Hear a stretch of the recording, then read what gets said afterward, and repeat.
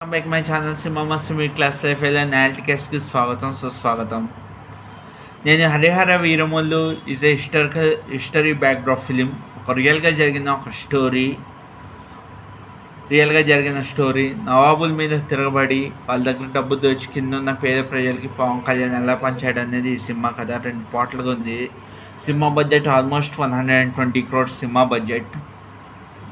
Cinema పెద్ద block buster hit అయ్యి పెట్టిన దానికి వచ్చే వాళ్ళం పైసా వసూలు మూవీ కావాలని మనస్ఫూర్తి కోరుకున్నా. ఎందుకంటే 3-5 years కష్టం ఇది. ఎందుకంటే పవన్ కళ్యాణ్ సీఎం అయిన తర్వాత సినిమాకి అసలు పోస్టింగ్ ఉండే 2 hours చక్క తీసి పడేస్తారు సినిమాని. అంత వాళ్ళు పడిన అంత కష్టానికి ప్రతిఫలం సినిమా సూపర్ హిట్ చేయాలి.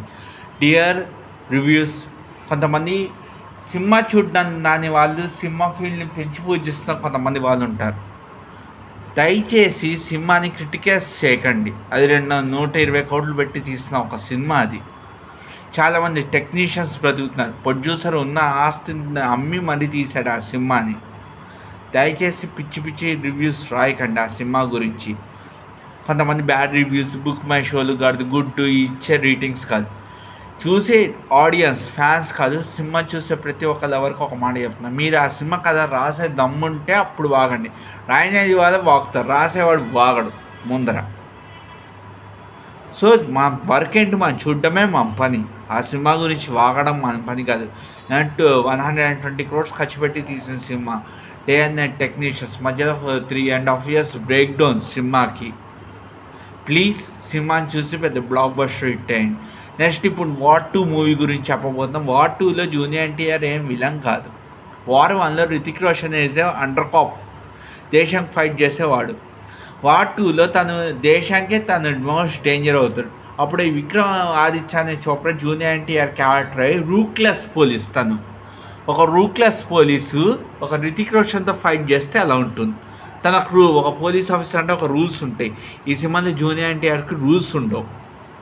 రూక్లెస్కి వెళ్ళిపోతాడు తను. Junior NTR one of the police, Hrithik Roshan పట్టుకునే character. But is could not have any negative. తన character way of the behaviour ఒక నెగిటివ్ షేడ్లో ఉంటుంది అంతే. తను ఈ సినిమా వార్ 2లో జూనియర్ ఎన్టీఆర్ విలన్ కాదు, విలన్ షేడ్స్ ఉన్న క్యారెక్టర్. అంటే ఈక్వల్ టు హీరో రోల్. తను కూడా one of the hero. Hrithik రోషన్ని పట్టుకోవడానికి ఈ కథ చేశాడు.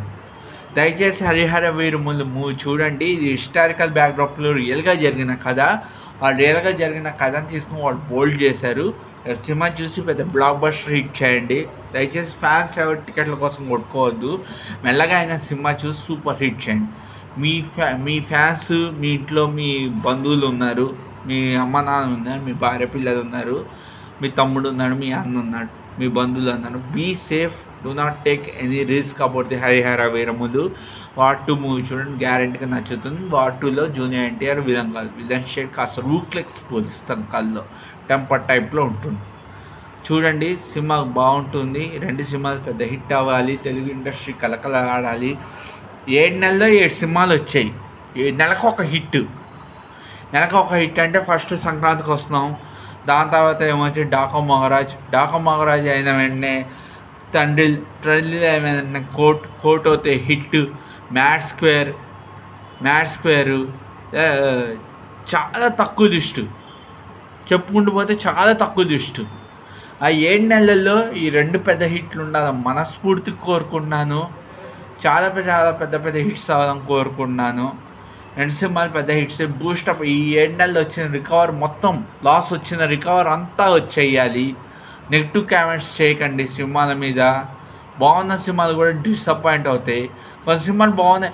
ఇప్పుడు అనగనగా సుమంది ఒక సినిమా వచ్చింది, థియేటర్లో రిలీజ్ అయింది. నెక్స్ట్ ఈటీవీ నెల ఆ సినిమా బాగుందంటారు లోపల ఈటీవీ నెలలో రిలీజ్ అయ్యి బ్లాక్ బస్టర్ హిట్ అయింది. ఏం యూజ్ ఉందా?